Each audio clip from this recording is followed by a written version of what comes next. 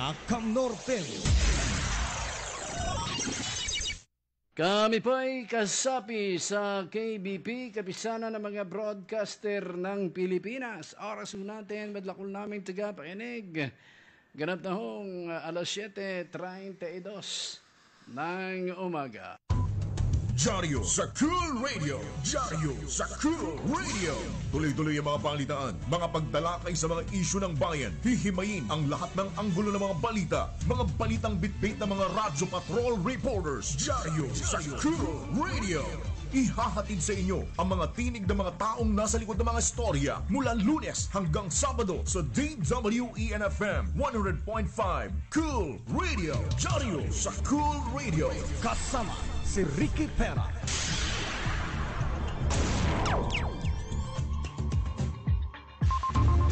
Cool Radio. COVID-19. Special coverage.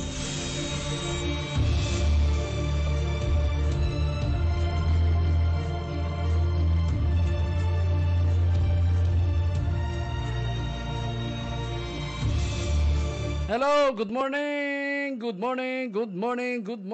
Kumusta ho kayo? Araw ho ngayon ng Huwebes. Nako, ika-29 sa buwan ng Oktobre. Lahat ho ng Kampusanto lockdown.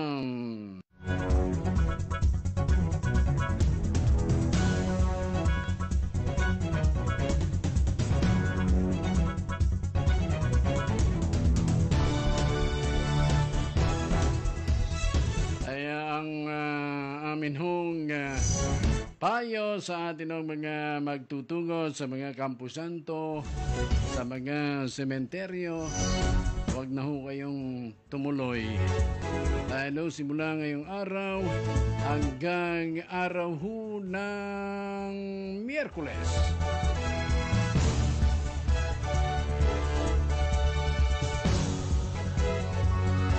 ay magkakaroon ho hanggang doon yung pagkakasara ng mga sementeryo sa buong bansa.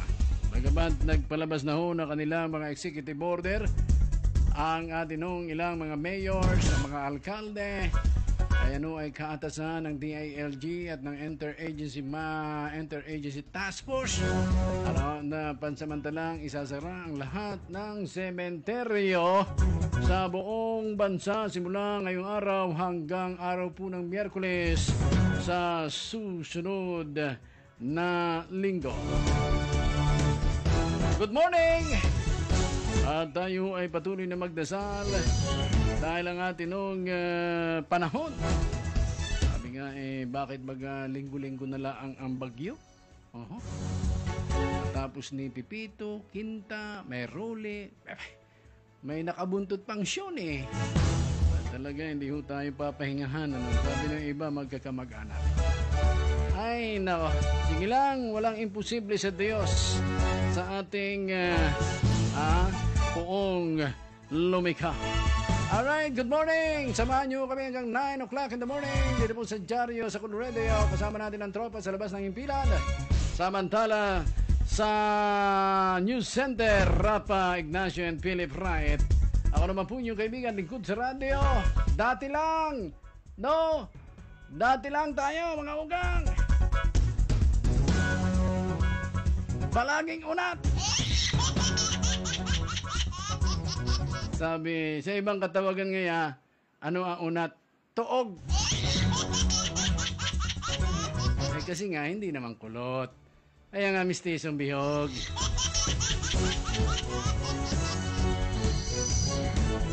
Alright, wag na ho tayo magpatumpik-tumpik pa. Hatawin na natin. Unang balita ho natin mula sa labas ng himpilan. Ay, bakit naman ngirit man ang nasa line.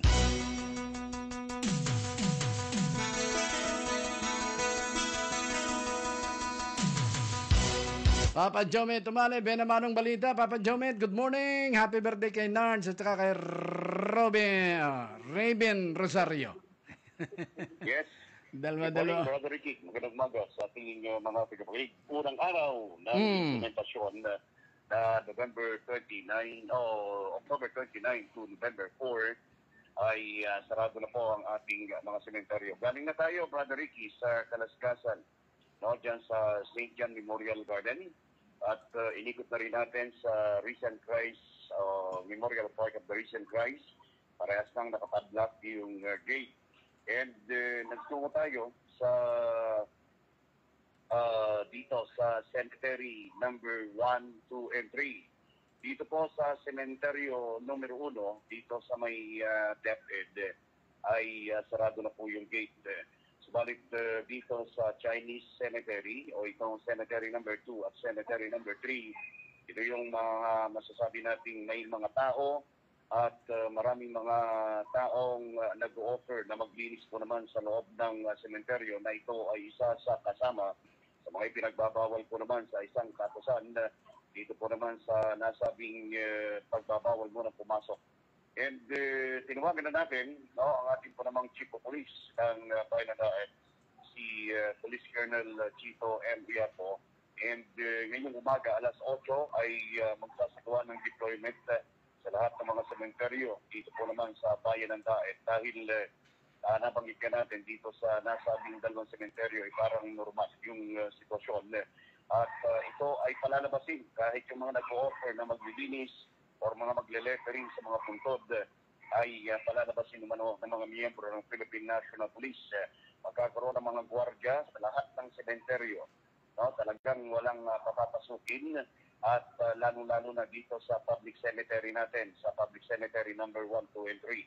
Kaya't inaasahan ngayong magkakon mga kaibigan ay huwag mo kayo magpumilit na magtungo po naman sa mga sementeryo dahil may mga bantay pong miyembro ng Philippine National Police.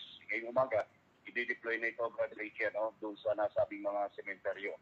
And nakamusapan din namin ni Colonel Uyapo ang nasabing ginagawa nilang panghuli. Pangatlong araw ngayon, ang gagawin nilang panghuli. Yung unang araw, nung araw ng Martes, ay medyo marami-rami yung nahuli. No, na talagang ito ay 12 oras na dinadalang muli dyan sa Camarines Norte Agri Sports Center. Kagabi ay inaabot sa 26 na mga pasaway.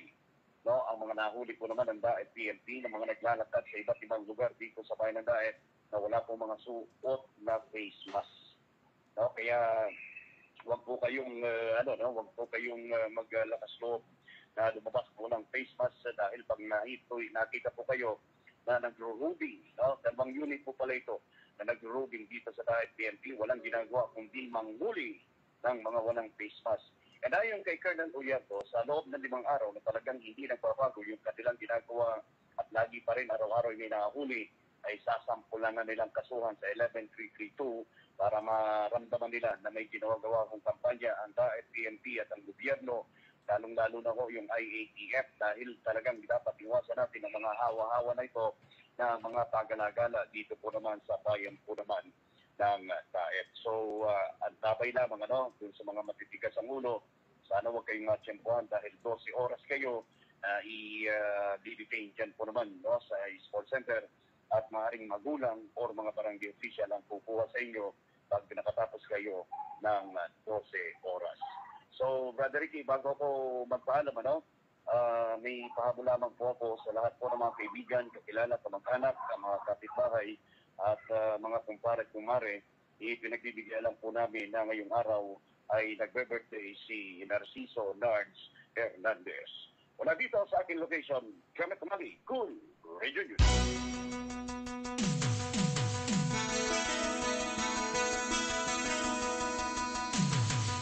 Ayan o, unang hataw. Sabi nga ho natin, lockdown lahat ng sementeryo, no? At nakanda na ho dyan ang ating mga otoridad kung ano yung kanilang gagawin para ipatupad itong kaatasan ng DILG. May mga executive order na ho ang ating mga local chief executive para tuluyang i-lockdown. Sa madaling sabi, i-lockdown ang lahat ng sementeryo upang maiwasan naman ang hawahan sa COVID-19. Alright? Sige, 41 minutes after 7 o 19 minutes before 8 o'clock in the morning. Kahapon ay nagsagawa ng kanilang regular na sesyon ang sangguniang panlalawigan. No? At marami hong natalakay, mga executive order, mga resolusyon, at ang magandang resolution ho dito ay yung resolution para aprobahan o katigan ang naisin ho ng gobernador na makipagtransaksyon sa Land Bank of the Philippines. Para maisakatuparan ho yung ating convention center dyan ho sa barangay Bagasbas. Kinatigan naman ito ng lahat ng mga, hindi ng lahat, ng mga nais lang na umasinso ng mga board member yung ating nung probinsya. At congratulations sa ating nung acting vice governor, Concon Panotes, Atoy Moreno, board member Atoy Moreno, si Nards Banning, si Stanley Alegre, si Bong Kibral, si Bihog Serdon, si Ate Aida Dasco, si Michael Aling, and Ramon Banning. Wala na ako nakakalimutan si board member Rene Herrera. Right? So, at naaprubahan na din, may usapin at hinihiling din sa resolusyon na inakda naman ni board member Aida Dasco ng unang distrito na humihiling sa Commission on Higher Education, sa CHED, na magkaroon ng halalan sa pagkapangulo sa Camarines Norte State College. Alright?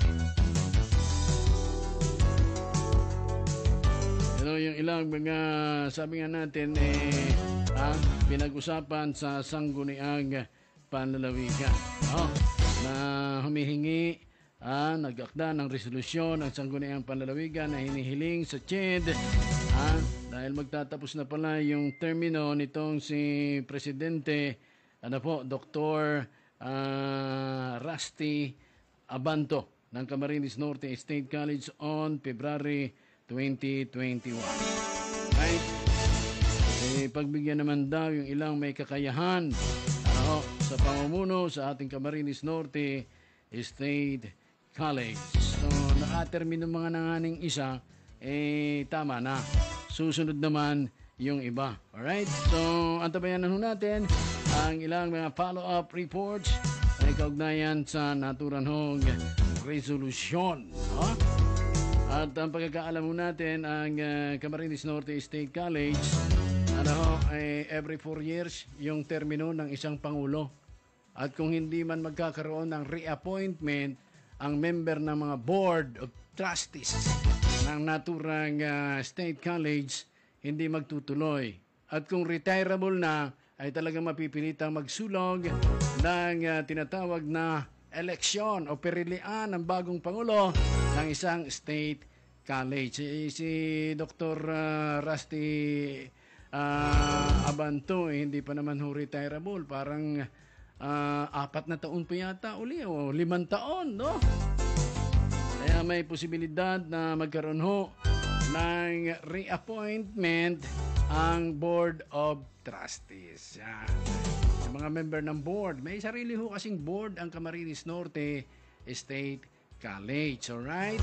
So, representante ang lahat ng sektor sa kapulungan ng Camarines Norte State College. May faculty, may student council, etc. etc.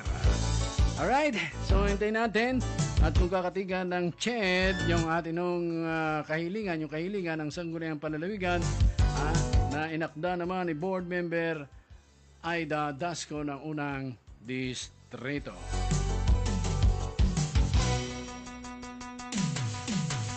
Samantala, mga ugang ay nung nakaraang araw nagkaroon tayo ng tinatawag na public hearing. May kaugnayan po doon sa sewerage, sewerage ordinance. ang atin hong sangguniang panlalawigan at nagkaroon ho ng mahabang talakayan, may kaugnayan po sa naturang ordinansa. At ano ho ba itong ordinansang ito? At ito'y inakda ni Board Member Stanley Alegre. Kaya ho, tatangkain ho natin, mas maganda, malinaw, para ika nga, isinusulong pa lang, meron na ho tayo mga idea, may kaugnayan sa sewerage ordinance o yung paglilinis ng atin hong mga septic tank. Ayan. So, alamin ho natin, para tayo ho ay, magkaroon ng idea at malayo pa, alam na natin. At ang yung may akda po nito ay tatangkain po natin na magkaugnayan. Ito ho si Board Member Stanley Alegre ng bayan po ng San Vicente. Alright? Hindi ko na makuha yung yung sandali lang at hanapin natin yung number ni Board Member Alegre ng bayan po ng San Vicente. Tingnan po natin kung makaugnayan po natin kasi tayo kasing ating kasama yung atin hong ilang mga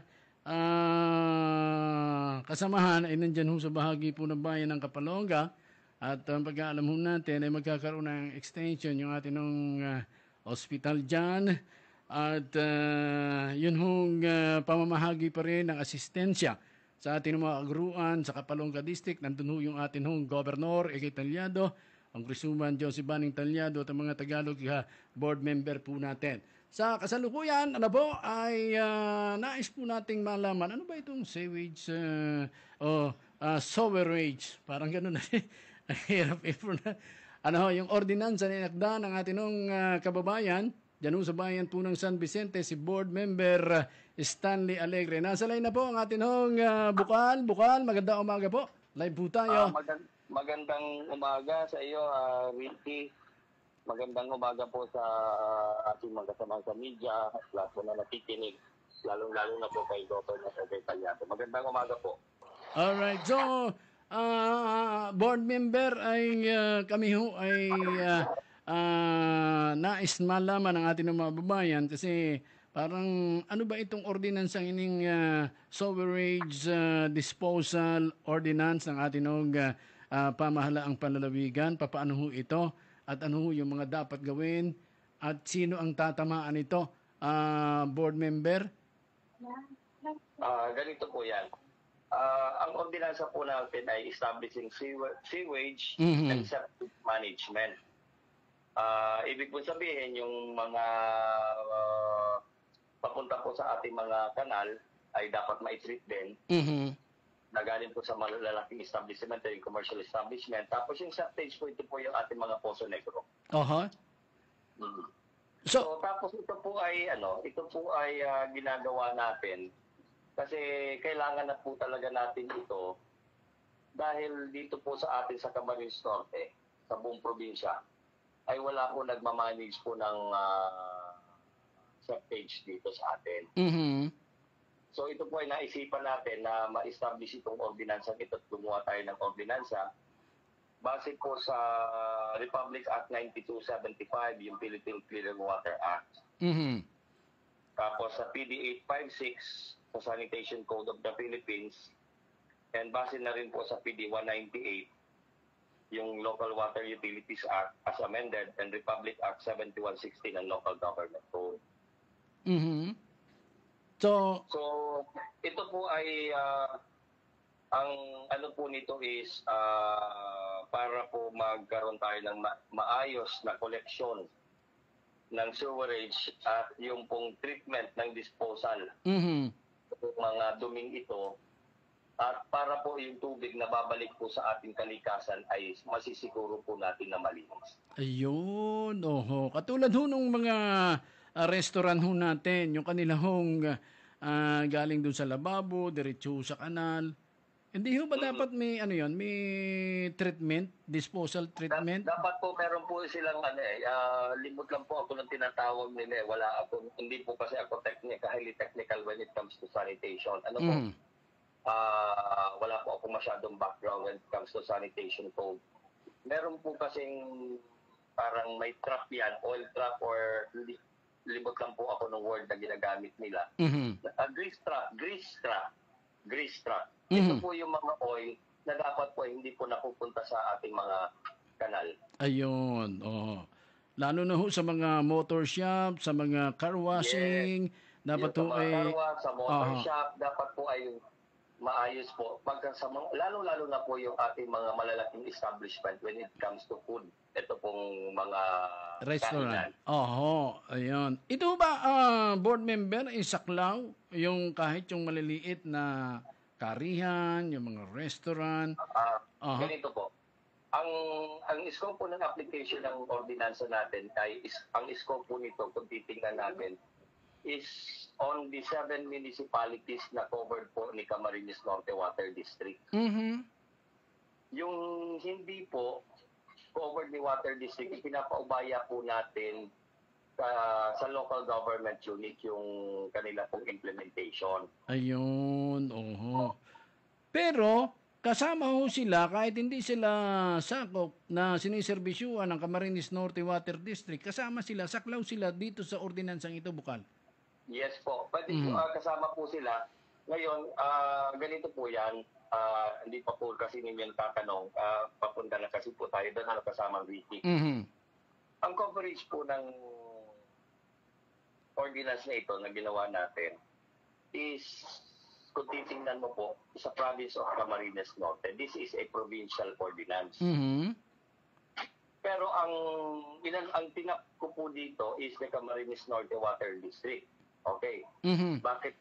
May tanong po kayo siguro. Ito Ba- po yung oo, una oo. ninyong tanong. Bakit yung... Bakit si Water District? Yun, Ito ba? opo. Yung po ang una po ninyong tanong, sigurado ako hindi ko ako din magkakamali kahit yung ibang tao po na Oo. bakit si Water District?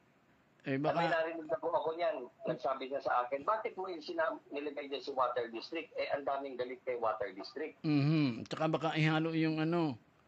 Oo. Bakit hindi na lang lagay ninyo ay private entity? Mhm. Okay. Ito po yung kasagutan doon. Base po sa Local Water Utilities Act ng PD 198, si Water District lang po ang may karapatan sa Camarines Norte. Mhm. At sila po ang inaatasan na yung local water utilities ay ang inaasasan po sa Clean Water Act na magsagawa po ng septage management. Ayun, oo. So, Sila po talagang inaatasan. Parang sa Maynila po. Maynila, ano pa ba yung isa? yung... Sila rin po ang may hawak sila rin po ang nagagawa ng septage management doon, ang nagsasagawa. Mhm. Kaya si Water District po, ngayon ang tanong sabi nga po ng isang kasamahan natin sa media, ay si Water District ay nakipag-joint venture agreement kay Prime Water. Prime Water. Opo. Okay. Kasama Ricky, hindi ko po nilagay si Prime Water dito. Ayun. CNW Dilaang. Si NWD lang. So, kung titingnan mo lang po kasama Ricky, ay si Water District lang, wala si Prime Water. Mhm. So, sagot na po yung kaagad. Ayun. Kasi joint venture naman yun naman ay doon sa ano natin, sa Ang joint tubig. venture po kasi nila is on the, ang joint venture nila is on the distribution of water. Opo. Pero on the septage management and treatment, it is only Water District. Ayun. Oho. So, paano ho ito? Kasama Ricky, ang ibig ko po sabihin. Opo, si opo. Water District lang. Maliwanag. Kaya wala yung prime water. So, ngayon, Bukal, papaano ho yung, papaano natin maisa sa katuparan? Siyempre, may gagastusin ang CNWD, and comes dun sa mga gastusin, papaano ho yun? Di ba, mahal ngayon yung magpasip si Puso Negro, 7,000 yata, 8,000 hanggang 10,000 pesos. Po, Bukal. nag-research na po ako dyan kasama Ricky ng sa pribado po, yung dito po yung mga nagsisip-sip ng Poso Negro sa atin. Kasi, ulitin ko muna po, pasintabi po Sa nag-aalmusa. sa lahat ng mga nag-aagahan po ngayong umaga. Pasintabi lang po. At least sinasabi natin kasama Richard, ay pinag-uusapan natin is alam naman natin. Yung pagpapasip-sip po ng Poso Negro sa pribado is 6,000, depende po sa laki, to 8,000. 6,000 to 8,000. Pagkatapos noon, may gamot pa daw po na binabayaran. Nako, Na nasa 1,500 pa. wala namang gamot eh. Ako, walang binayaran sa gamot. Magkano po ang binayaran ninyo? Kasama Ricky, matanong ko po kayo. 7,000. 7,000 po Opo. kasama Ricky, ano? Okay. 7,000, wala pong sinasabi kung gaano kalaki ang makukuha sa inyo. Di po ba? Opo, opo. Wala pong sinasabi. Wala pong per cubic niyan, walang square meter niyan. Basta isang poso, yun po ang pisibilin sa inyo, 7,000. Tama po ba ako? Opo, opo. Ganun nga. Isang baba, 7,000. Nako, 7,000 kamahal. po yun. Ngayon, Aha. okay po yun, wala pong problema. Pero ito po yung question. Saan po nila itinatapon? Yun ang problema. Alam nga namang dalhin nila yung sa Naga. Opo. Eh, Ang mga- tanong po dyan, saan po nila itinatapon dito sa Camarines Norte? Yun po ang hindi natin alam. Very Ngayon, good, kaya po very ako good. nagkaroon ng idea, kasama po ang Sangguniang Panlalawigan Board members, kasama po si Governor Egay Calyado, na i-manage, kailangan na po panahon na po ito kasi ang dami na po natin, ang dami na po subdivision, ang dami na po natin commercial establishment sa Daet, particular po sa Daet.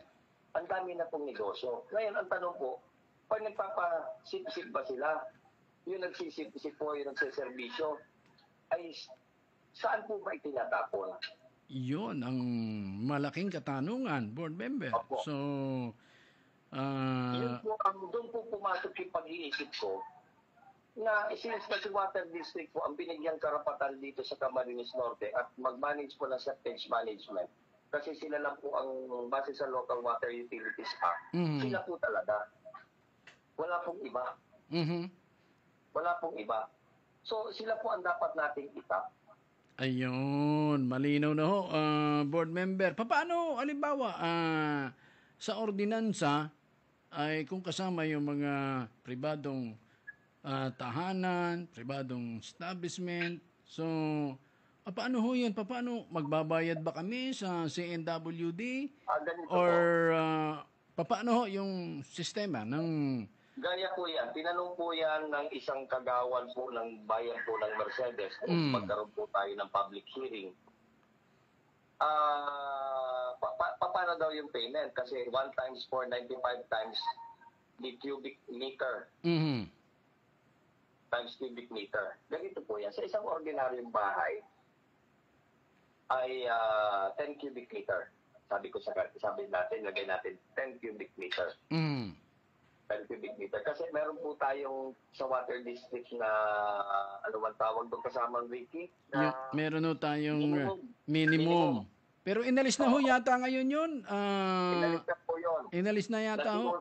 Opo, nakiusap tayo na nagkaroon tayo ng ordinance, ng resolusyon sa akin, sa Sangguniang Panlalawigan po nagkaroon tayo noon. At yan po ay napagbigyan tayo noon. Kasi ginaya po natin sa Canoreco dahil dati nung si Canoreco meron din Meron minimum. May minimum din po. Magamit mo hindi, Mabayad ka. mabayad ka. Sa water district man po, magamit mo hindi yung 10, mabayad ka. Ayun. Sa isang maliit po kasing bahay, kung umuubos lang siya ng 5 kubiko isang buwan, isipin mo po, babayaran mo yung 5 kubiko na hindi ko nagamit. Kaya Oho. nagkaroon po tayo ng resolusyon noon na alisin yun. At wala na po yun. Alright. So, Okay. paano po? Ilalagay po natin kasamang Ricky. Kung may calculator ka po dyan sa cellphone mo, buksan mo na po. 1 times 4.95 1 times 4.95 times 10. times 10.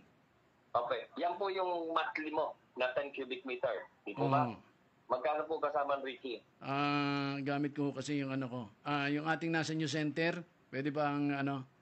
Rapa? 49.50 po yan, isang buwan. Na-compute mo ba magkano 'yon? Ulitin ho natin, Vice. Bukal.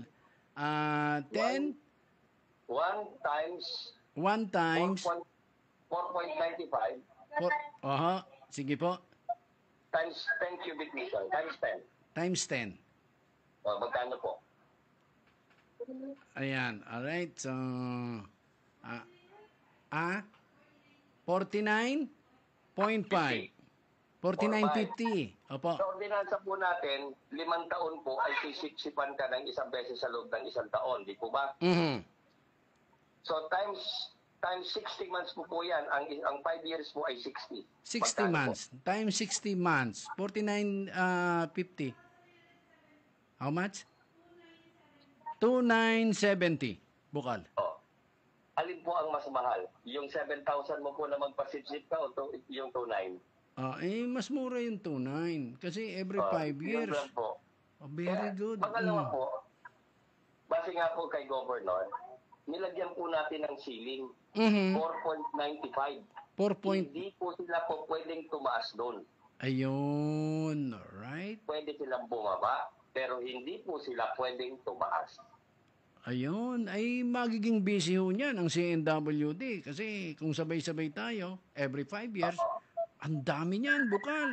Sabagay, Wala po tayo magagawa. Pero, ang kagandahan po doon kasamang Ricky, kumbaga ang tanong nga po, ang sunod po ninyong tanong, nakukuha ko na po.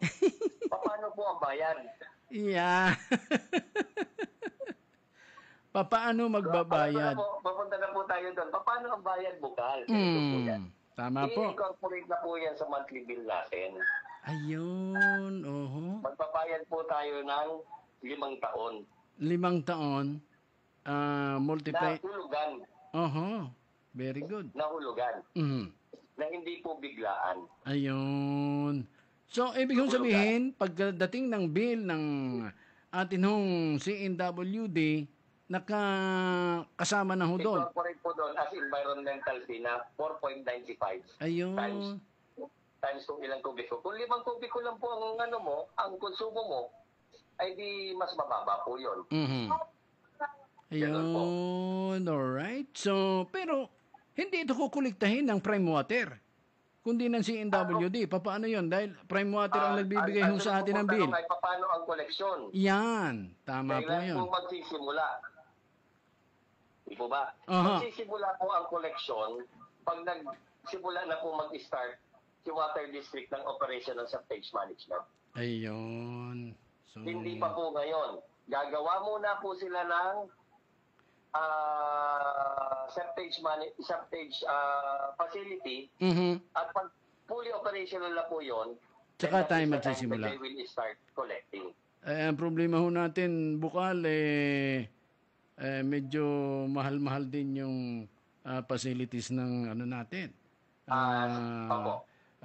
Treatment, disposal treatment. Medyo may kamahalan ho yan. So, paano ho ito? Ang CNWD ay nakipag-venture sa atin sa prime water. Hindi po natin yung sa joint venture agreement nila, no? Kasi ako po ay hindi pa po ako board member noon. Nung mangyari po yan joint venture agreement na yan, wala pa po ako sa provincial government nung magkaroon po ng joint venture agreement ang CNWD. CNWD and Prime Water. Pero nonetheless po, being a public servant, ang ko lang po kasi is may ayos po natin yung kung saan tinatapon, kung tama po ba. May tama natin yung proper disposal ng waste management ng mga waste natin dito sa buong probinsya ng Camarines Norte. Yun po ang pinaka-importante. Meron na po tayong mga malalaking establishmento, may SM na po tayo. Meron tayong, alam mo po ba si Jollibee ay pumunta po noong public hearing natin? Nagsabi po yung si Jollibee na sila daw po ay gumagastos ng 30,000 monthly. Nako. Sa paglilinis, no? Oo. Doon sa kanilang treatment facilities. Yes, 30,000 daw po monthly. Sabi ko naman po kay Jollibee, computing mo po kung 400 cubic meter kayo. Hindi Mhm. po ba mas mura? Correct. Aha, kabagay, maganda ho yung ordinansa na yan para yung ating kailugan, yung ating environment ay mananatili hong Pag malinis. bumalik po sa ilog natin, malinis na po yung tubig. Alright, aha. Ay, kinakailangan yung facilities na ho ito, itong treatment facilities ho natin, eh medyo mas malayo at dapat sigurado na wala itong tagas kung yung ating sanitary landfill ay masyado yung ginagawang requirements ng DNR. Baka mas mahigpit ho ito. Bukal. Depende, ano po yan, may guidelines po sila ng DNR yan and the local, yung pong Water Resources Board. May guidelines po sila yan. Hindi ko lang po alam yung guidelines kung paano po nila yan. When it comes Gagawin. to the operation, ay sila po ang mas nakakala niya, highly technical. Mhm. Pagdating naman po sa kagastusan kung paano po ipuput up ang septage facility, septage treatment facility, bahala na po niya si Water District. Alright. Basta as long as maayos yung collection sa atin at mai-treat na lang maayos yung ating kasi yung mga dumi po natin. Alright. Ang balita ko is ang gusto nilang ilagay po dito is the same as the treatment the Maynilad is using in Metro Manila. Ayun, oho. Ay, ito hong gagawin natin, Bukal, parang kauna-unahan yata ho tayo sa Bicol. Hindi ako nagkakamali. Meron na ho ba? Sa ibang lugar? Hindi ko lang po mas sure kasama Enrique, no? Hindi po ako particular sa 5 provinces ng sa ibang probinsya ng Bicol region. Pero kung sakasakali man po, tayo po ang mangunguna sa pamumuno ni Governor Ega Italiano. Iyo, kasi wala pa ako narinig dito eh. Narinig ko lang eh, Sip-Sip Poso Negro. Hindi naman ho natin alam. Minsan nga may nahuli, nagtatapon kung saang lugar. So ibig sabihin ho, eh, wala pa rin silang treatment facilities kung basura hali sa shipping tank yung pag-uusapan. Bukal. Nako, congratulations ho sa inyo. At kung sakasakali ho ito, I think naisulong na ho ba natin ito? Board member sa first reading? Hapon po nagkaroon tayo ng sesyon at may-report po na po ito sa Sangguniang Palalawigan na nagkandag tayo ng public hearing noong Martes ng hapon sa Centennial Wharf. Doon po sa barangay San Jose, Talisay, yung ating wharf po doon na napakalaki doon na ginagawa po ngayon. Doon po tayo nag-public hearing sa open area. At mismo ang gobernador ay pumunta po doon at nakinig sa atin at nag-explain din siya. Alright. Pangalawa, si Gaya po ni Mabini Colleges. Tungan-tunga po sila na magkaroon sa septage management kasi nagtatap pa raw po sila sa Metro Manila. Oho.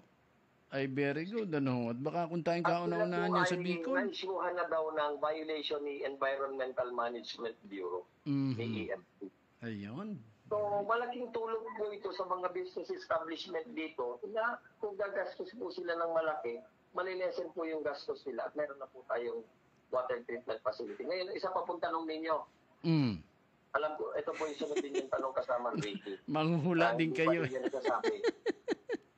Alright. Paano yung nasasakupan ni Water District na wala namang serbisyo? Yan. Oho. Kasi yung 7 municipalities sa Bicol speaking town, nasiservisyuhan. Tama ko. Kanina ko pa gustong itanong yan. Paano yung... Hindi ko lahat. Gaya po, ito po ha. Gaya po ni bayan po ng San Vicente, yung aking pong bayan. May 3 barangay po dito, 4 na barangay na iba ng serbisyo si Water District. Iyon. Ang San Lorenzo Ruiz, wala ding serbisyo. Oho. Sa San Vicente na lang po, Barangay San Jose, Barangay Pabrika, Barangay Iraisot, Barangay Asdum. Wala po serbisyo si Water District dyan. Pero nasa area po ni Water District. Ang tanong po dyan is, papaano? Pwede po ba sila? Yes po, pwede po. Papaano ho yun? Meron pong taripa na ganun din, hindi rin lalampas doon. Ayun. Pwedeng pagka kung kailan kukunin yung dumi, ay doon lang kami magbabayad. Pwede. Pupunta na lang po sila sa Water District at magpapasipsip po sila. Ayun. Sige. Maliwanag. Gano. So, pwedeng makipag-ugnayan kung hindi ka sakop ng CNWD, kung hindi ka nasiservisyuhan, Yes mag-direct. po, pwede po. Pwedeng dumirekta doon sa CNWD. Yes po. Gaya po Alright. nung 5 bayan na hindi po kasama Mhm. sa area ni Water District, ay pwede po sila makipag-ugnayan kay Water District para po sa serbisyo. Ayun, malinaw ho, ano. At hindi ka na pupunta kung saan lugar kasi meron na dito Hindi na po. sa atin ng Meron na po probinsya. tayo. Ayun, very good. Ano ho? Kailan ho pwedeng ito ay maisakatuparan sa inyong pagtataya? Kasi dapat maging madali tayo kasi dami ng establishment. Opo. So, May next session po, sa sunod na seksyon, ito pong sa sunod na semana, next week, mhm. ay itatakil na po natin ito sa Sangguniang Panlalawigan. Alright. Mhm. At inantay lang po kahapon po kasi sesyon, Merkules, Martes po tayo nagkaroon ng public hearing. Hindi naman po kaagad matatapos ng ating secretariat na Yung, mai-transcribe po yung minutes. oho, tama. Mhm.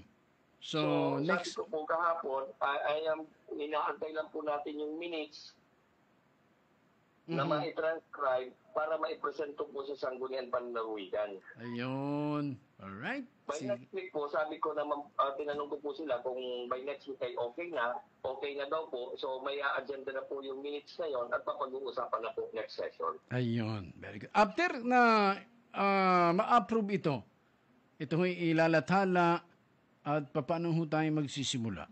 Meron ho ba tayo mga programs? Kung magsisimula. Aha. Yung ma-approve po siya, siyempre may publication pa po ito, mga next year po.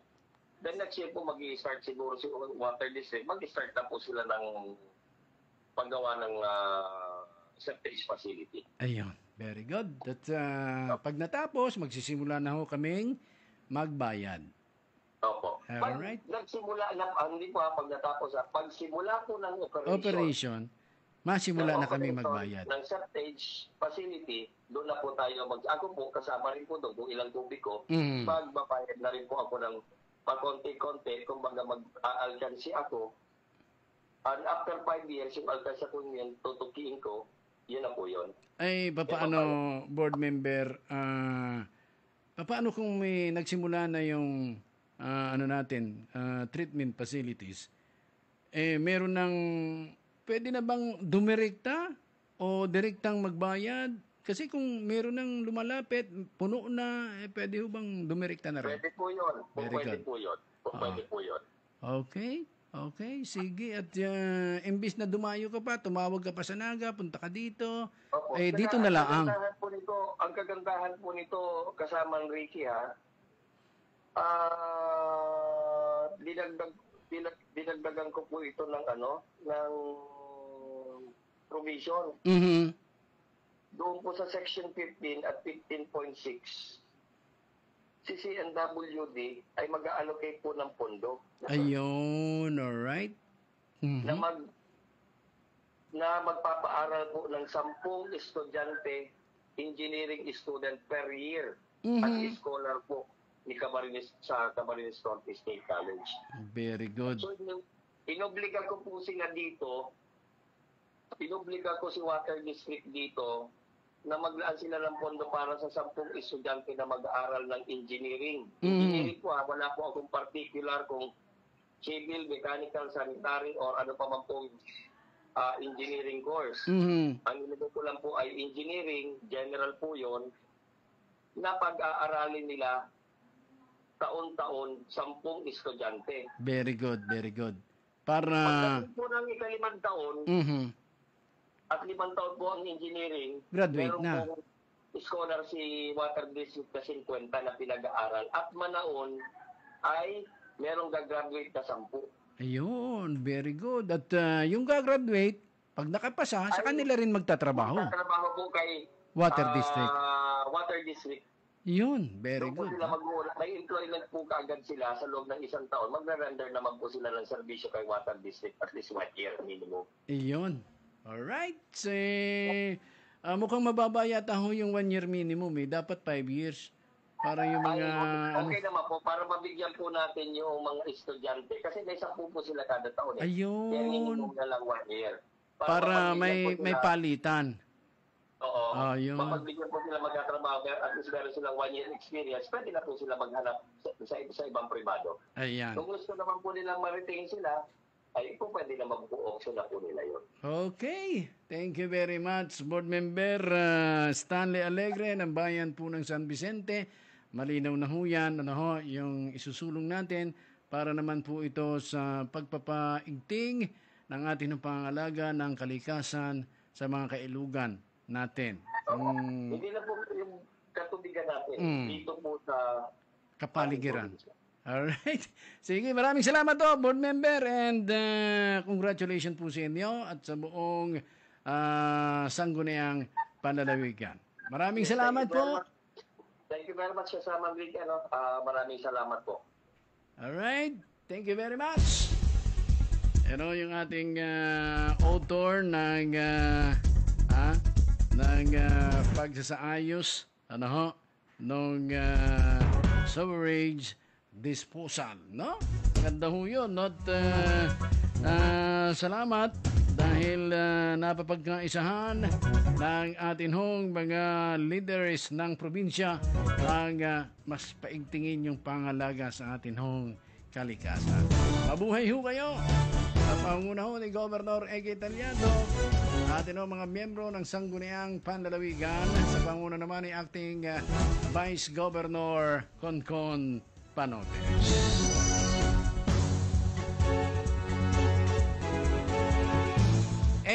Minutes before or after 8 o'clock in the morning, mga ugang, tuloy-tuloy pa rin ang hataw ng ating mga balitaan. Nagsimula na daw ho yung visitation sa bayan po ng Daet, ng ating mga miyembro ng Legislative Department. Alright?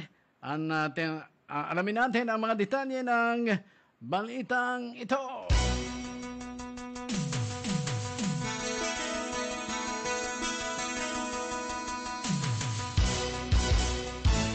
Ang detalye, nasa line, Joby Manggubat at Joby, magandang umaga. Good morning. Good morning, magandang umaga kasamang Rick. Good morning sa lahat ng ating mga tagapagsubaybay. Sinimula na ng pamahalang lokal ng Bayan ng Daet sa panguna ni Vice Mayor Rosamia King bilang head ng Legislative Department kasama ang buong miyembro ng 18th Council ng Sangguniang Bayan ng Daet ang pagbisita sa mga barangay bilang bahagi pa rin ng kanilang ginagawa na dapat at least once a year magkaroon ng barangay visitation para alamin ang aktual na senaryo o sitwasyon ng bawat barangay. Kahapon, October 18, nabisita na nila ang mga barangay ng Gahonon, Awitan, Burabod at Bagasbas. 9 o'clock ang kanilang call time at ngayon ay nakatakda silang pumunta sa barangay Lagon, Alawihaw, Dugungan at Kamambugan. Kaya ayon kay Vice Mayor, nanawagan na rin siya 9 o'clock on call. Kahit wala pa yung ibang Legislative Council, ay aalis na sila. Kaya ngayon pupuntahan nila, pakihanda daw po ang barangay Lagon, Alawihaw, Dugungan at Kamambugan. Kasabay na kanilang pagbisita kasamang Ricky, namamahagi sila ng mga gaya ng powder soap, alcohol at disinfectant liquid, kaugnay pa rin dun sa health standard protocol relevant to COVID-19. Ito ay yung pinakadagdag na ayuda para dun sa barangay isolation nila, barangay isolation facilities. Kung kaya't patuloy pa rin ang panawagan sa iba na patuloy pa rin na mag-ingat at kasabay na rin ng kanilang pagbisita ang pag-alam nila sa ano ba yung mga kaukulang problema ng barangay, sapagkat ayon sa paliwanag ni Vice Mayor, hindi malalaman ng buong konseho ang suliranin kung talagang hindi nila aktwal na pupuntahan sa bawat barangay. So yan yung dagdag na balita mula sa katanggapan ng Sangguniang Bayan ng Daet, Joby Manggubat, Cool Radio News.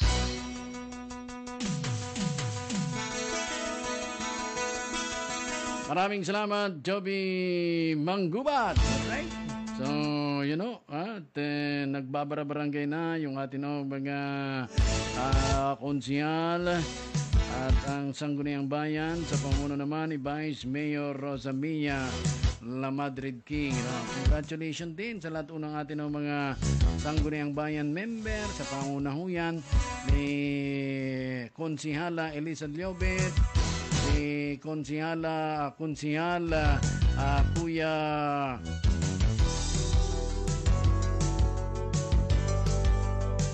si Panong, right?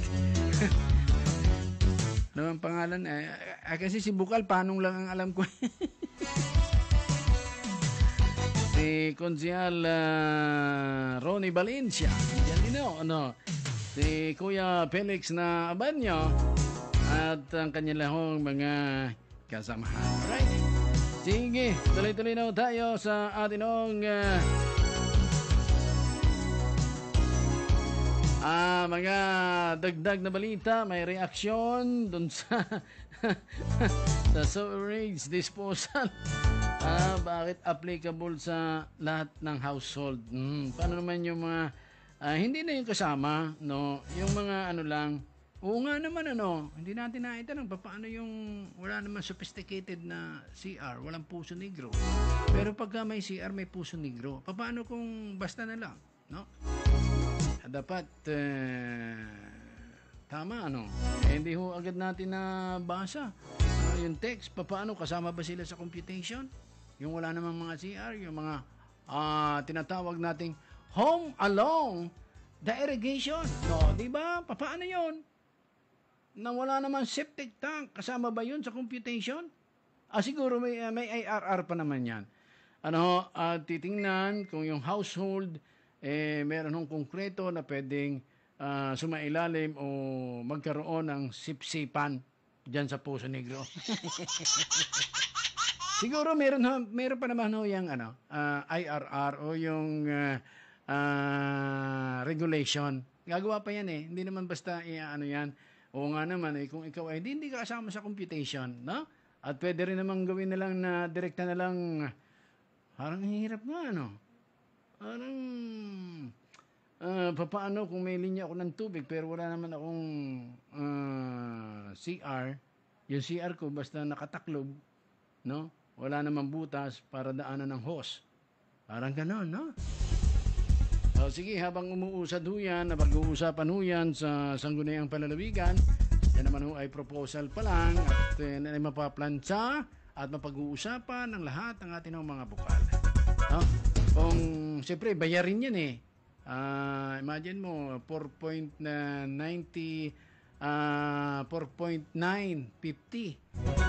4 pesos and 50 and 95 centavos yung madadagdag na bill sa atin ng CNW di kada isang cubic meter. Kung nakasampu ka, di 49 yung dagdag. Iipunin mo yan sa loob ng 5 taon, hindi ka na magbabayad. Sip-sip Puso Negro na. Mas mura nga naman. Pero ang tanong, paano naman yung hindi naman ganon? Pwedeng pag-usapan yung naturan hong inyong mga katanungan. Alright? Salamat doon sa mga texter po natin. Paano kung wala naman at nakikisiar lang?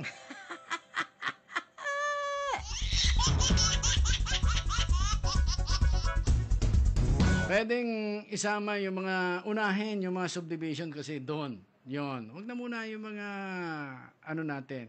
Yung mga nasa home along the irrigation. Dami ba ng bahay? Yung irrigation road, ginawa na nilang bahay. Maraming ganun Hindi naman natin maaalis yun. Hindi naman ginagamit. Kaya lang yung kanila hong CR, isasama ba natin sila sa computation? Dapat unahin yung mga subdivision. Alright? Wala ka ng palag, subdivision. Kasama na sa computation.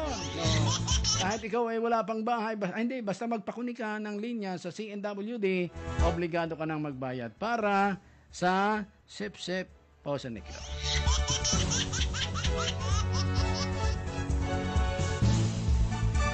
Dapat daw ay may provision at mag-inspeksyon sa mga lugar ng mahihirap. Mahihirap na nga. Kakargahan mo ng gano'n. Parang hindi naman yata tama. May katuwiran yung ating mga texter. Thank you very much. Alright. Sige, tuloy-tuloy na tayo. Magandang umaga kay Ate Lita Oliva. Good morning sa iyo. Sa lahat ng ating mga tagapakinig. Good morning po sa inyong lahat. Happy birthday kay Nards Hernandez at kay Raven Rosario ng Radyo Pilipinas. Alright, sige, tuloy-tuloy na tayo. Magandang umaga sa pamilya. Bayan po ng diet. Okay. Hindi ko tayo nakakabate. yung mga babatiin mo. Basta magandang umaga ho sa inyong lahat, no? Sa lahat-lahat na po, sa nanonood ho sa atin, sa FB Live, sa Camarines Norte News, magandang umaga po sa inyo. At ingat-ingat ho tayo.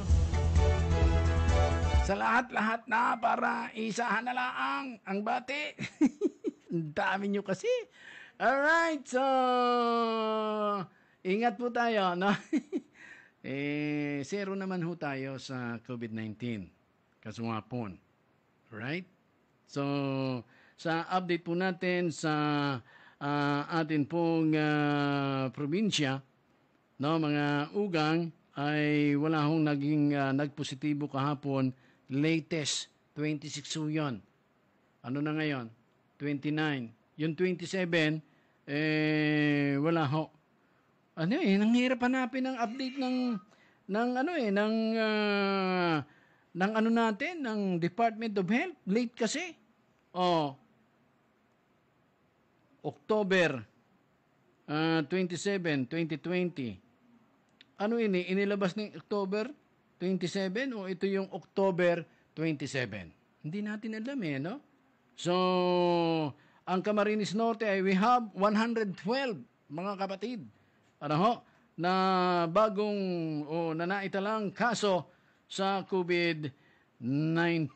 Yun naman hong new cases natin, wala hong naitala as per October 27, 2020.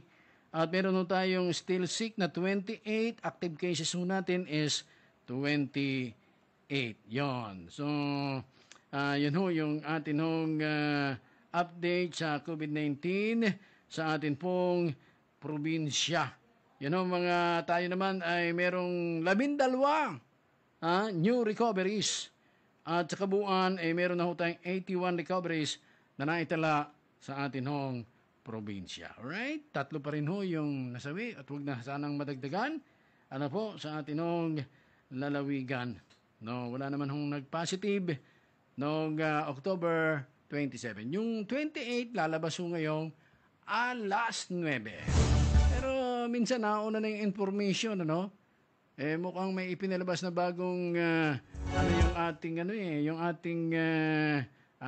ating Department of Health sa Binson, may panibago na naman. Di ba kaya niyong kahapon, advance ho kasi yung information nila sa mga chief executive. Doon sa mga bayan. Pero sa amin, sa media, late ho sila nagpapalabas ng mga balita. No? Kaya kami ho ay sumusunod lang kung ano yung inilalabas na balita ng atin hong Department of Health dito sa Bicol. Alright? Kung may nauna na, siguradong meron tayong positive kahapon. Kasi yung binabanggit ko ay noong 27 October pa. Late ho kasi. Mamaya lalabas ho. Maya lang lalabas na ho yung bulletin ng Department of Health Bicol para ho sa COVID-19 update po natin dito po sa atin pong lalawigan. Samantala, sa buong bansa ay 375,000 na po. Mga ugang, yung bilang ng nagpositibo sa COVID-19. Ngayong kahapon ay nagkaroon ho tayo ng panibagong kaso na 2,053 na nadagdag at nagpositibo sa baga kasong dito sa COVID-19. Alright! Oras na natin, 30 minutes after 8 o'clock in the morning. Kami kasapi sa KBP, kapisanan ng mga broadcaster ng Pilipinas. Ito ang kauna-unahang FM radio sa Camarines Norte. 100.5 DWEN-FM Cool Radio. Cool Radio. Mas pinalakas. Pinagsamang balita at musika. Hatid ng mga batikan at pinagkakatiwalaang news anchors sa Camarines Norte. 100.5 Cool Radio News FM. 100.5 Cool Radio News FM. Mula noon hanggang ngayon, nasa puso ang paglilingkod. Cool Radio News FM, ang tunay na number 1. sa mga Kamnorten.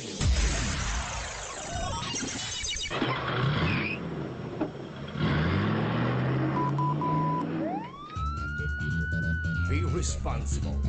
Drive safely. Drive safe. One Stop Driving School is now open to serve you. Enroll now at One Stop Driving School. 15 hours theoretical driving course. 8 hours practical driving course. One Stop Driving School. One Stop Driving School. Kumpleto ang kanilang amenities. Air-conditioned school rooms with LTO standard driving lesson track with obstacles. Para sa detalyadong pagtuturo, enroll now. Be a responsible driver.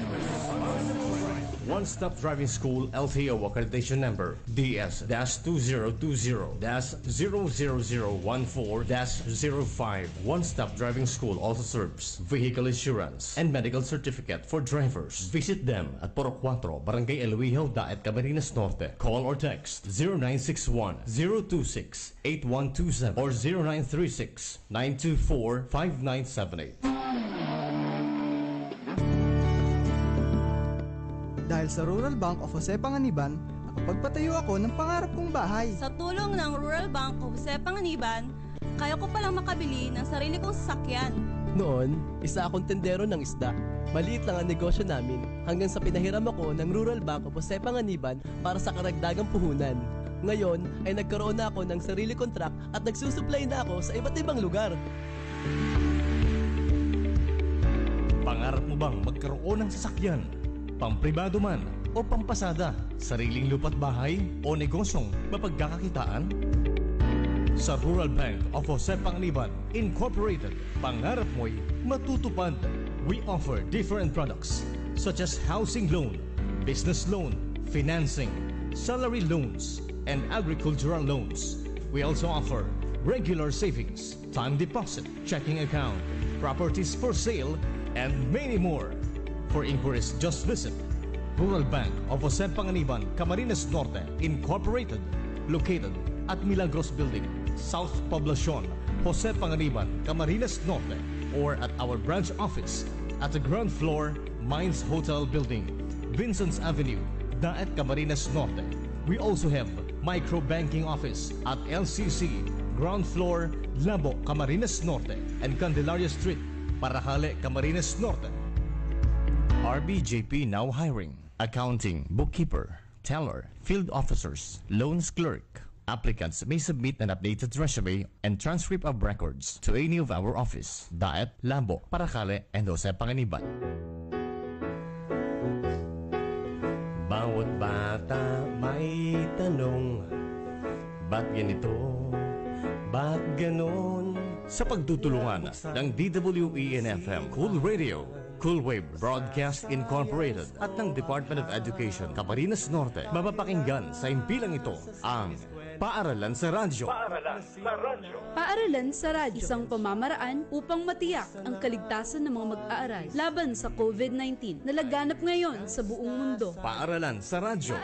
Paaralan sa Radyo. Mula Lunes hanggang Biyernes, alas 2 hanggang alas 4 ng hapon. Dito sa impilang nagpapahalaga sa edukasyon at mga kabataan. 100.5 DWEN-FM Cool Radio.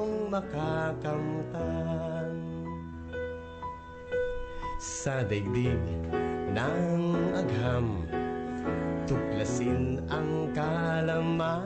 Ang Paaralan sa Radyo ay hatid sa inyo sa kagandahang loob ni Governor Egay Taliando, 1st District Representative Josie Banning Taliando, 2nd District Representative Marisol Tuts Panotes, Daet Municipal Councilor Maria Eliza Liovit, Chairman Committee on Education, Sangguniang Bayan ng Daet, Engineer Ariel Huevas Caldit of AJC Constructions, Mr. and Mrs. Rainier Morena, Kagawad and Mrs. Larry and Bing Ilaw of Ilaw Japan Surplus and General Merchandise, located in front of main gate of Holiday Home Subdivision, Barangay Lagon, Daet, Camarines Norte. Mr. Edwin Taliando, Mayor Benito B2K Ochoa, former Basud Councilor Ronnie Samonte, Chairman of the Board, Bataan Shipyard and Engineering Company. Also brought us by Vice Mayor Gina Yepiuco of Mercedes, Elaville Tours, Canoreco Board of Director Marshall Pajares, Girls of Vincent's District. Miss Joy Belmonte of Ezra Farm, located at Barangay Calabaga, San Vicente. Liga ng mga Barangay President, Punong Barangay Gary Cutauco of Barangay San Roque Mercedes. Mayor Joseph Ascucha of Lambo. Former Board Member Paul Gatche.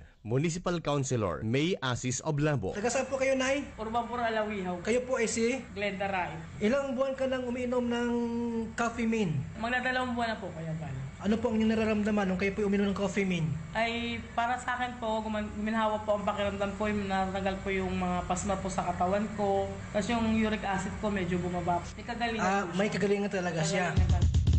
Coffee Bean, Healing Coffee, Mangosteen at Malunggay. 34 in 1 coffee. Nagpapalakas sa katawan, naglilinis ng bituka, nagpapalinaw ng mata, mga napasma, nangangasim na sikmura at na-stroke, nahihilo at kulang sa dugo. Pwede sa may high blood at diabetic, mabisa sa sakit ng ulo, sa may UTI, super antioxidant free radicals. Mabibili sa mga drugstores, grocery stores at sa himpilan ng Cool Radio. Hanapin lamang si Kuya Val Matubang or mag-text sa 0909-505-1632. Coffee Bean, Healing Coffee, Mangosteen at Malunggay. 34 in 1 coffee.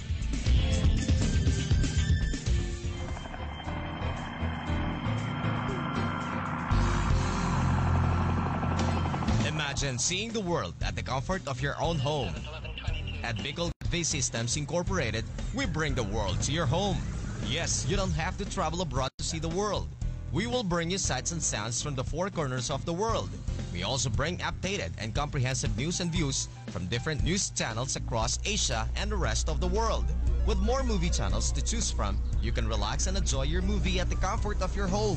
We also bring highlights and special live coverage of local and international sporting events. We got documentary channels to enrich your knowledge. We got child-friendly and educational channels for your children. Bicol Gateway System is the only cable TV provider in Camarines Norte with special pay-per-view events you can subscribe. So what are you waiting for? Subscribe now to Bicol Gateway System and let us bring the world to your home. For more information, visit us at our office in Barangay Kubangbang, Daet, Camarines Norte, or call us at telephone numbers 721-2172, 571-2960, or text us at 0927-987-9980. With more movie and news channels and state-of-the-art equipments, Bicol Gateway System Incorporated stands out as the best cable TV provider in Camarines Norte. Let us bring the world to your home. Subscribe now. Call 721-2172, 571-2960, or 0927-987-9980. Just relax and enjoy the ride. Jaryo sa Cool Radio. Jaryo sa Cool Radio.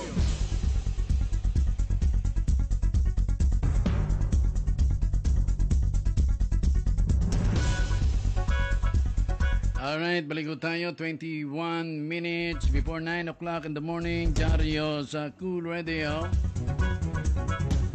At may nagaganap po kasing activities ngayon ng ating ng provincial government dyan po sa bayan po ng Kapalonga. Alright? So bago po yan, may nagtatanong ho sa atin, kumusta na yung lagay ng panahon? Mainit ba ngaya? Mainit ba, Kuya Philip, sa labas? O makulimlim? Mainit, ano? Pero alam nyo, yung bagyong papasok sa PAR, ngayon pong araw ay lumakas pa at isa na ang tropical storm.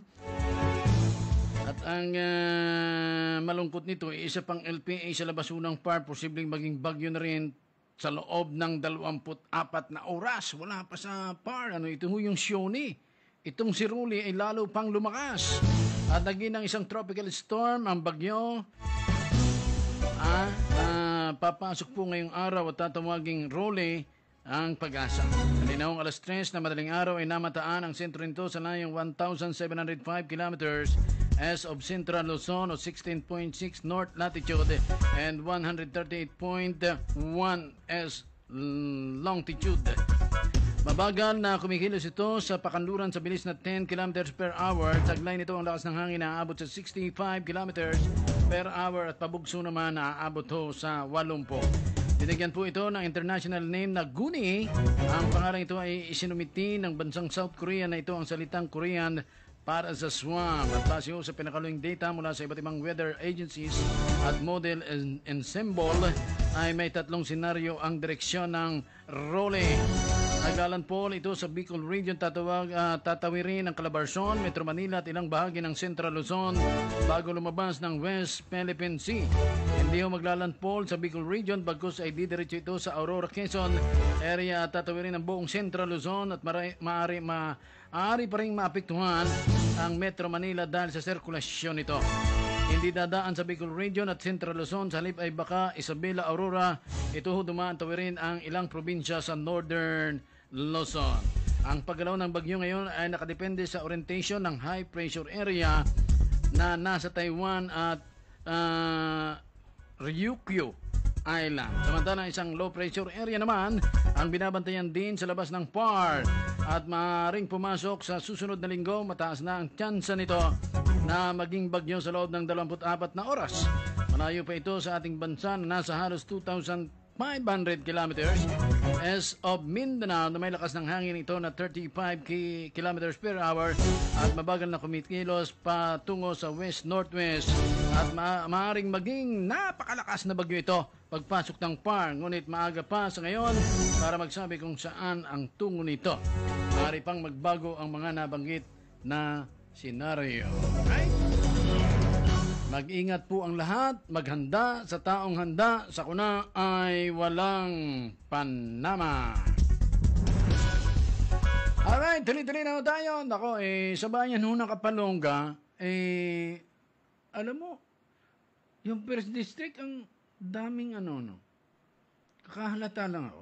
Ako nalulungkot sa Second District. Kasi masipag ko kasi yung kongresuman natin doon. Ay siyempre, asawa mo ng gobernador, isusuportahan yan. At nakaplano naman ho yan. Bagay, ang dami namang nagawa dito sa ikalawang distrito. Halos mga farm to market road natin, simentado na. Marami naman tayong mga development at yung kumatutuloy ho yung 700 million. Kasama ho dyan yung ating convention center na gagawin ho sa Bagasbas. At baka simulan sa susunod na taon o bago matapos ang taong ito. Sa Kapalonga Medicare Community Hospital, magkakaroon ho ng expansion, At yung potable water system ay isasagawa na po. At alam natin, meron si Ate Luz Ricancio dyan ng 50 million.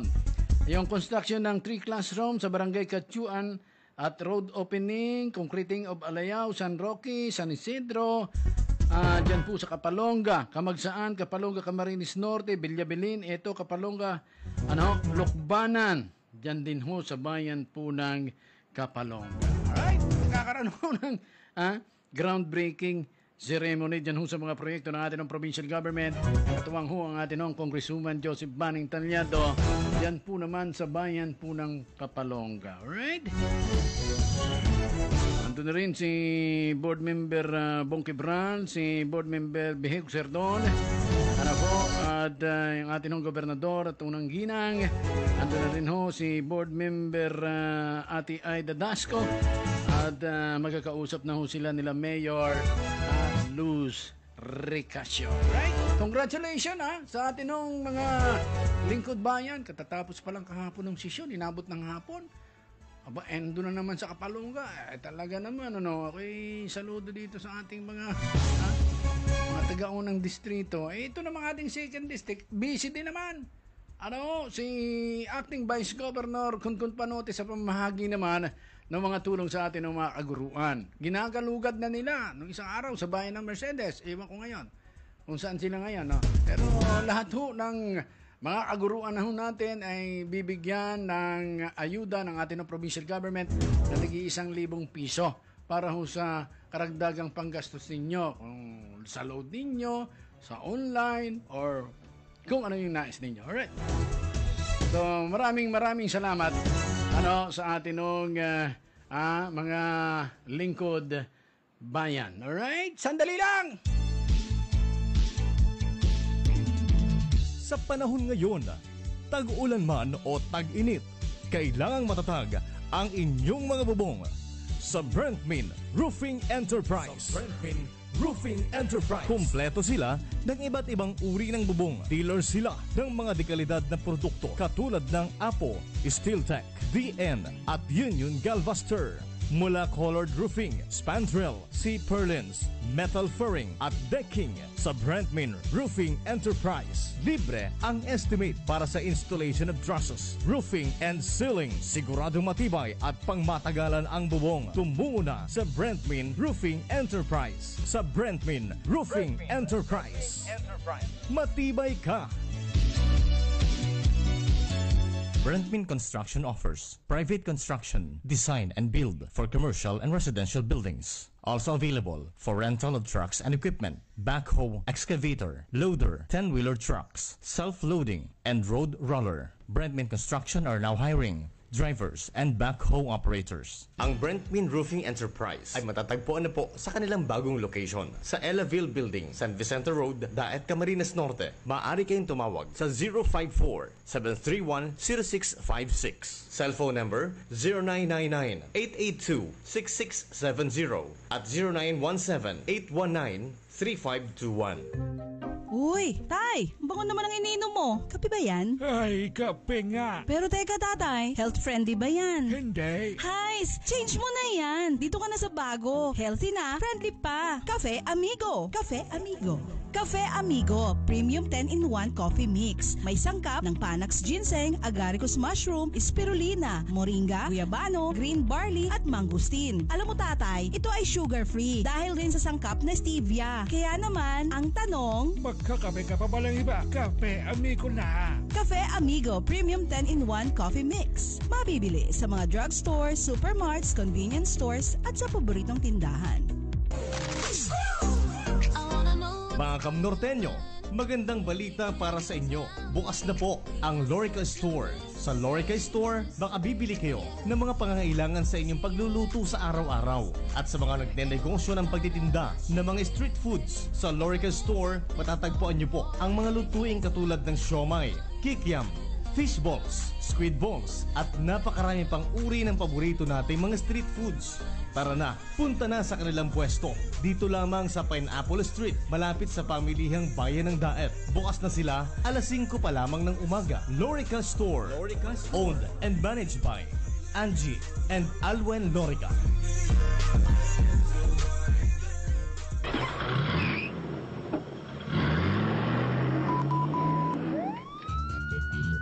Be responsible. Drive safely. Drive safe. One Stop Driving School is now open to serve you. Enroll now at One Stop Driving School. 15 hours theoretical driving course, 8 hours practical driving course. One Stop Driving School. One Stop Driving School. Kumpleto ang kanilang amenities. Air-conditioned school rooms with LTO standard driving lesson track with obstacles para sa detalyadong pagtuturo. Enroll now. Be a responsible driver. One Stop Driving School LTO accreditation number DS-2020-00014-05. One Stop Driving School also serves vehicle insurance and medical certificate for drivers. Visit them at Poro 4, Barangay Eluihaw, Daet, Camarines Norte. Call or text 0961-026-8127 or 0936-924-5978.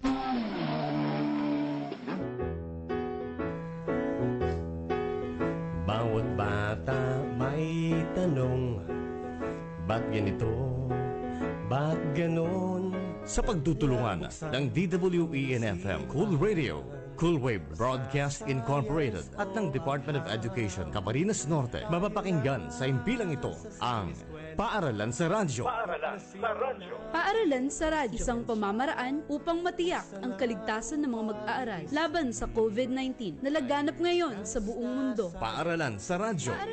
Paaralan sa Radyo mula Lunes hanggang Biyernes, alas 2 hanggang alas 4 ng hapon. Dito sa impilang nagpapahalaga sa edukasyon at mga kabataan. 100.5 DWEN-FM Cool Radio. Makakamtan sa daigdig ng agham, tuklasin ang kalaman. Ang Paaralan sa Radyo ay hatid sa inyo sa kagandahang loob ni Governor Egay Taliando, 1st District Representative Josie Banning Taliando, 2nd District Representative Marisol Tuts Panotes, Daet Municipal Councilor Maria Eliza Liovic, Chairman, Committee on Education, Sangguniang Bayan ng Daet, Engineer Ariel Huevas Caldit of AGC Constructions, Mr. and Mrs. Rainier Morena, Kagawad, and Mrs. Larry and Bing Ilaw of Ilaw Japan Surplus and General Merchandise, located in front of main gate of Holiday Home Subdivision, Barangay Lagon, Daet, Camarines Norte. Mr. Edwin Taliando, Mayor Benito B2K Ochoa, former Basud Councilor Ronnie Samonte, Chairman of the Board, Bataan Shipyard and Engineering Company. Also brought to us by Vice Mayor Gina Yapyuko of Mercedes, Elaville Tours, Canoreco Board of Director Marshal Pajares of Vincent's District, Miss Joy Belmonte of Ezra Farm, located at Barangay Calabaga, San Vicente, Liga ng mga Barangay President, Punong Barangay Garico Tauco of Barangay San Roque Mercedes, Mayor Joseph Ascucha of Lambo, former board member Paul Gatche, Municipal Councilor May Asis of Lambo. Dyaryo sa Cool Radio.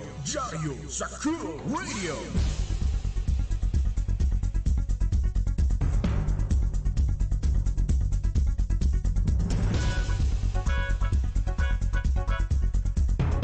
Alright, 10 minutes before 9 o'clock in the morning. Happy birthday sa lahat ng nagdiriwang ng kanilang kaarawan ngayon pong araw na ito.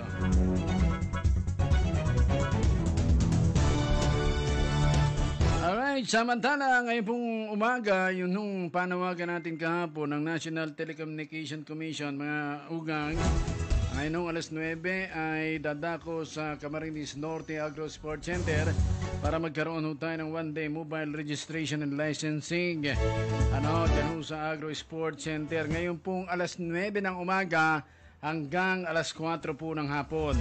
Yung mga nagnanais na magkaroon ng license, Kuya Pili, pwede ka dun para ikaw ay magkaroon ng lisensya sa control ng transceiver sa radio. Pwede ka doon, mag-seminar ka din, may exam ka mamayang hapon, no? At saka sana si Franz, alright? Sige, alright, sige. Ayun ho yan at mobile registration. And pwede ho kayo mag-seminar, may seminar ho ngayong umaga. Punta na lang ho kayo, daw ho kayo ngayong 9 o'clock in the morning sa ating Agro Sport Center. Nandiyan ho yung mga kawani ng ating National Telecommunication Commission. Samantala, congratulations doon ho kay Lola. Kasi dalawang Lola, centennial. 100,000. Napakaganda. Napakasaya ni Lola Labrada San Juan, Kalahati. Ito ho ay taga Barangay Santo Niño sa bayan po ng Talisay. Ako siya, 102 years old na si Lola. At saka si Lola Angelina si Aban. Siya isinilang noong June 13, 1919. At si Lola naman, Lola Librada, ay July 10, 1915, no? 102 years old at 101 years old. Nakadaupang palad ng ating governor at binigay ho yung cheque na 100,000 pesos, no? And doon sa dalawa, no? At kahapon ay nandun ho yan sa provincial capital. At nakadaupang palad ng ating governor, ating acting vice governor at lahat ng ating mga bukalis. Alright, so congratulations kay Lola Angelina Aban at kay Lola Labrada San Juan, Kalahati. Alright, so tingnan natin kung asa na yung ating tropa dyan ho sa bayan po ng Kapalonga. We have 5 minutes before 9 o'clock in the morning. Aris, magandang umaga. Anong balita natin? Magandang umaga kasamang Ricky. Magandang umaga sa tagapakinig natin. Well, kadadating ko pa lamang dito sa bayan ng Kapalonga. Pagdating ko dito, una, pumunta muna tayo sa may simbahan, doon kami napadiretso. At ngayon sa munisipyo, inabot ko kagad eksakto si Mayora. Ito po naman yung sinasabi natin Luz Recasio. Dito po naman yung ating mayor dito nakikita ko maayos naman yung munisipyo. Ginagawa yung bago yung hagdanan nila inaayos ngayon. At syempre, yung pinaka-highlight dito sa bayan ng Kapalongga itong araw na ito, yung extension ng hospital. No, Sa groundbreaking, dadating ang ating gobernador, dadating ang ating congresswoman, pati ang mga board members, dadating dito. Andiyan na yata si si Bihug Serdon, nakita ko na, si Bihug Serdon, si Ate Aida Dasco, at saka si Bong Quebral. Andito na si Bukal Aydasco, katabi ko na rin. Pero ilagay yung line ni Mayor Buster Castro. Magandang umaga niya, nagtayo sa Cool Radio. Hello, good morning po. Hello. Magandang umaga po sa lahat ng mga tigapakinig ng Radio Pilipinas. Cool Radio ate, ikaw naman eh.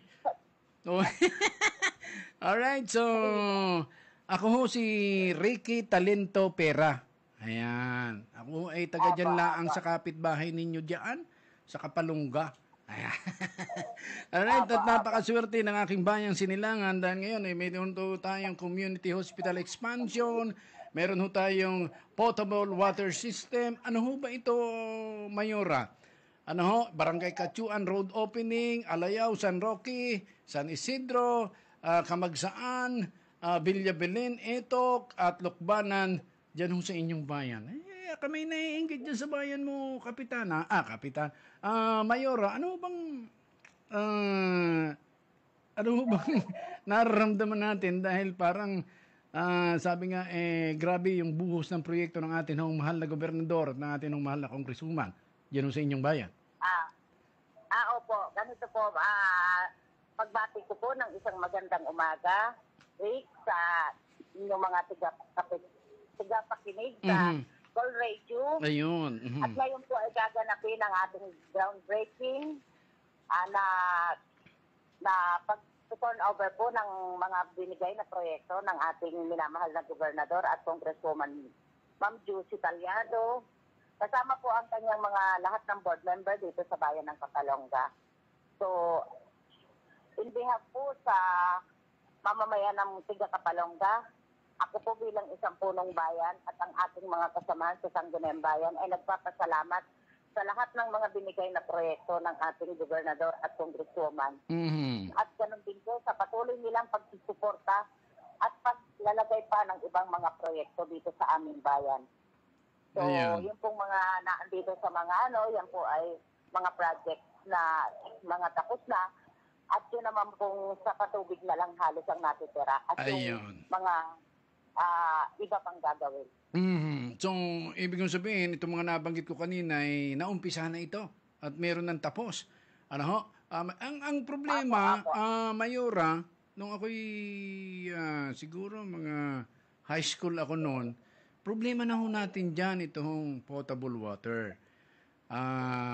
Kakalot ka, hanap ka. So, ito hong nakikita ko dito, ito yung pinakamagandang proyekto na dapat sana maisakatuparan na natin kasi sabi nga, ilang dekada na rin ho, nagtitiis yung mga taga-Kapalongga tungkol sa water system ho natin, doon sa gripo, kung saan-saan ho kami kumukuha ng tubig ng mga panahon, hanggang ngayon, gayon pa rin. So, ito na, Mayora, magkano ho ba at saan tayo kukuha ng tubig? Diyan ho sa bayan po ng Kapalongga. Sa ngayon po kasi, nagsisimula na po kaming magawa ng water system dito. At yung pong water treatment na sinasabi ni Gob na pupunduhan niya po ay ang magiging source po nito ay sa Barangay Mataki. Ayun, ako sa barangay ko pa yan, Mayora, sa Barangay Mataki.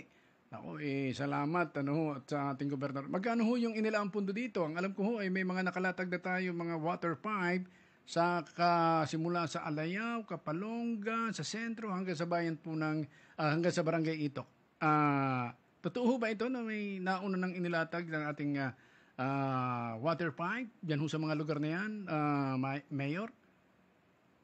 Mga dati po siyang line ng mga water pipe, pero marami na rin po ang sira. Kaya po, sa ngayon po, atin pong ginagawa ito para po sa ganon, papagawa po ng ating gobernador para po dun sa water treatment.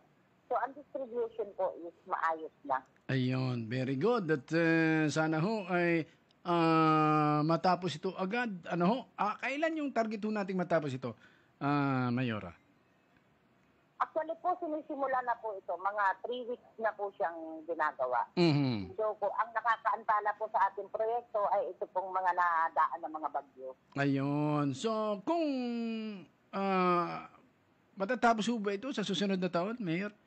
Itong water system ho natin? Hindi pong matapos kasi po, hindi naman po, tayo po pag nagsimula ng project, hindi po natin iniiwanang hindi tapos. Ayan, very good. Diyan ako bumibilib sa inyo, Mayore. Tulad ng ating pamilyang bayan, bago na yung tourism, natin, dumarami, yung dumadayo ho sa bayan po ng Kapalonga, atin ng mga kalsada, etc. Nung tourism agenda po natin ay nagkakaroon na ng katuparan. Maraming salamat, Mayor. Ano ho? At congratulations ho po sa inyo sa bayan po ng Kapalonga. Baka may panawagan ka ho sa inyong mga kababayan, Mayora, dyan ho sa bayan po ng Kapalonga. Opo. Sa ating pong mga kababayan, ngayon po ay gaganapin ang groundbreaking and turnover po ng mga proyekto na isa sa katuparan at naisakatuparan po ng ating minamahal na Gobernador at Congresswoman Ma'am Josie Talyado. Kumbaga po, ito pa lang po ay panimula. Siguro po, ang ating lahat ng magiging pangarap sa bayan ng Kapalonga ay may katuparan na. Sapagkat ito naman po ay ating sinasamahan na ang pagsusumikap na maisakatuparan. So, sa inyo pong lahat, mga kababayan ko, sana po stay safe na lang at tayo po ay manalig, magpasalamat. Isa po ang may kapal sapagkat hanggang ngayon po tayo ay COVID-free pa rin. Alright. So, harinawa po ay hanggang sa matapos ito, pandemic na ito, tayo po ay maging COVID-free. Alright. Kaya po, maraming salamat po. Una po sa Panginoon at sa aking mga kababayan na nagtitiwala po at muli na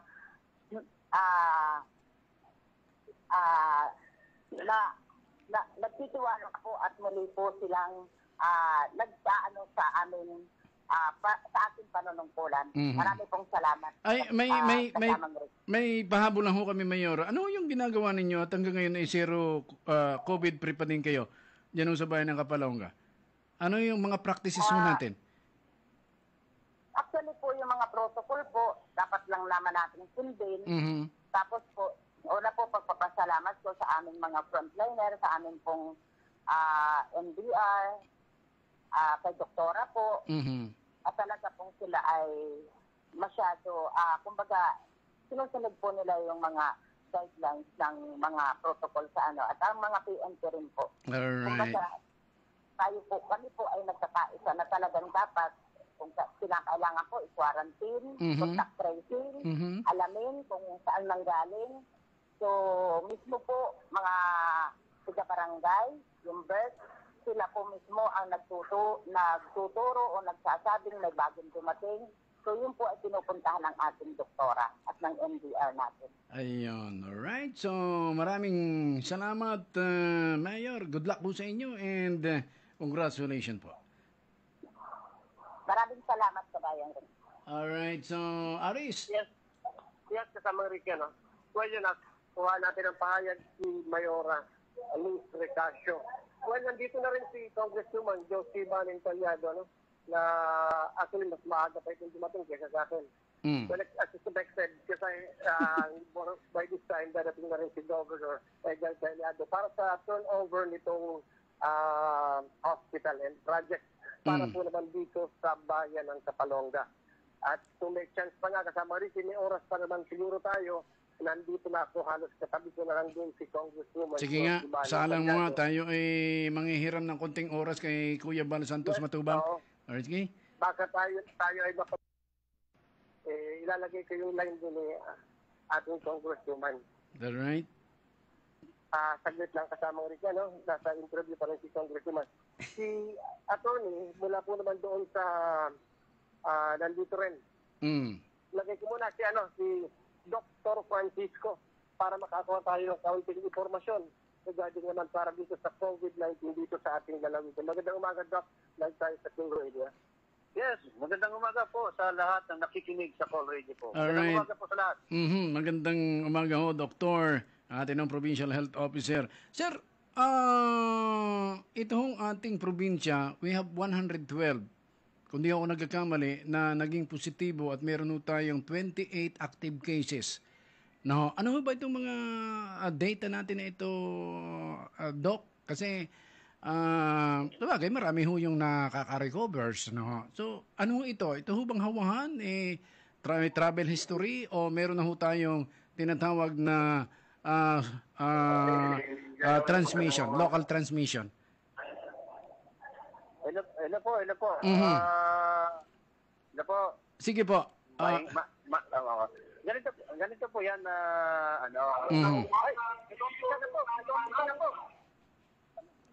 Alright. So, maingay na ano? Sige na. Ano na? Oo, hindi tayo magkakaintindihan. Anyway, itanong mo na lang, kasamang Aris, kung meron tayong local transmission ba o yung mga nagpo-positibo ay may mga travel history. Alright? Sige. Yes, kasamang rin ka na.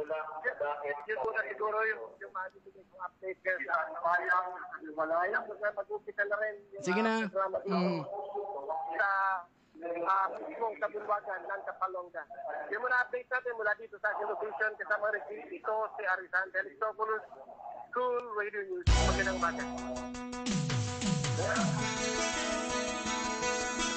Maraming salamat, Aris Alexopoulos, mula ho dyan sa bayan po ng Kapalonga.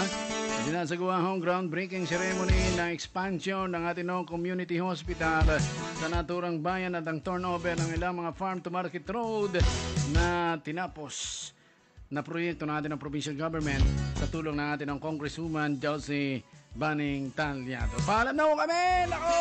Overtime na ho kami! Medyo nakahiram tayo ng konting oras sa